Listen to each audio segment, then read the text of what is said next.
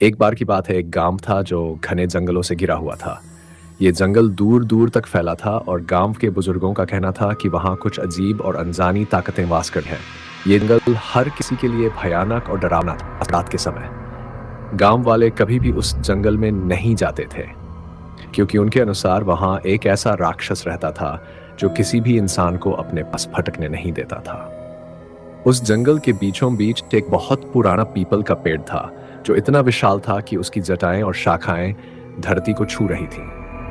वह पेड़ सदियों पुराना था और गांव के लोगों की मान्यता थी कि इसी पेड़ में एक राक्षस का निवास है। इस राक्षस का नाम त्रिकाल था, जो दिन में पेड़ में छुपा रहता और रात होते ही बाहर निकलता था।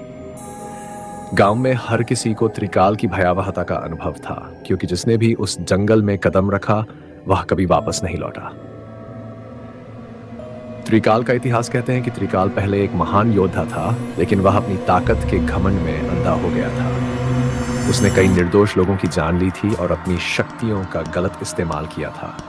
उसकी इन क्रूरताओं से तंग आकर एक महान ऋषि ने उसे शाप दिया कि वह मरते दम तक पीपल के पेड़ से बंधा रहेगा।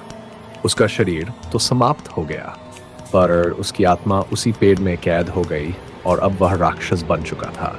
लेकिन हर पूर्णिमा की रात को उसे पूरी शक्ति मिलती और वह अपने शाप से मुक्त होकर उस क्षेत्र में तबाही मचाने के लिए स्वतंत्र हो जाता था। जंगल के रहस्य। जंगल में हमेशा अजीबोगरीब घटनाएं होती थीं। वहां रात में किसी के रोने की आवाजें आती, पेड़ों के पत्ते हवा के बिना भी सरसराते रहते और अजीब सी चीखें सुनाई देती। हर कोई जानता था कि यह त्रिकाल की चेतावनी है कि कोई उसके इलाके में ना आए। जो लोग गलती से या हिम्मत करके जंगल में घुसे, वे या तो फिर कभी नहीं लौटे या पागल होकर वापस आए। वीर अर्जुन का आगमन उसी गांव में एक युवक था जिसका नाम अर्जुन था।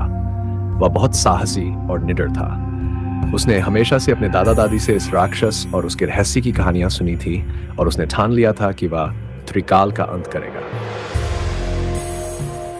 अर्जुन को यह विश्वास था कि अगर उसने अपने साहस और बुद्धि का इस्तेमाल किया तो वह त्रिकाल को हरा सकता है। गांव के बुजुर्गों ने उसे जंगल में जाने से मना किया, लेकिन अर्जुन का इरादा पक्का था। उसने अपने साथ कुछ औषधियां, एक पवित्र तावीज और अपने दादा की एक तलवार ली जो उन्हें उनके पूर्वजों से प्राप्त हुई थी। जंगल की यात्रा। अर्जुन ने आधी रात को जंगल में प्रवेश किया। जैसे ही उसने पहला कदम जंगल में रखा, एक ठंडी हवा उसके चेहरे से टकराई। जंगल में इतनी गहरी छुपी थी कि उसकी अपनी सांसें भी उसे जोर से सुनाई देने लगीं। जैसे जैसे अर्जुन आगे बढ़ा, उसे ऐसा महसूस हुआ कि पेड़ उसे देख रहे हैं और उसकी हर एक गतिविधि पर नजर रख रहे हैं। जंगल में कुछ दूरी तय करने के बाद अर्जुन को सामने पीपल का विशाल पेड़ नजर आया। वह पेड़ अपने आप में बहुत डरावना लग रहा था, जैसे किसी भूत प्रेत की आत्माएं उसमें बसती हों। अर्जुन ने अपनी हिम्मत को बनाए रखा और धीरे धीरे पेड़ के पास पहुंचा। त्रिकाल का सामना। जैसे ही अर्जुन पीपल के पेड़ के पास पहुंचा, एक गहरी, भारी और डरावनी आवाज उसके